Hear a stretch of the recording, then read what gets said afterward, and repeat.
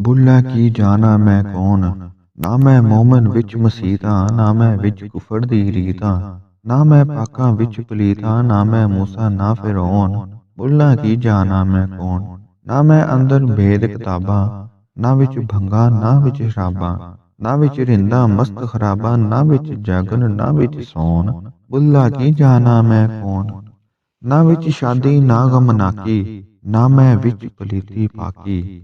ना मैं आबी ना मैं खाकी, ना मैं आतिश ना मैं पौन। बुल्ला की जाना मैं कौन। ना मैं अरबी ना लाहौरी, ना मैं हिंदी शहर नगोरी। ना हिंदू ना तुर्क पशोरी, ना मैं रैंदा विच नदौन। बुल्ला की जाना मैं कौन। ना मैं भेद मजहब दा पाया, ना मैं आदम हवा जाया।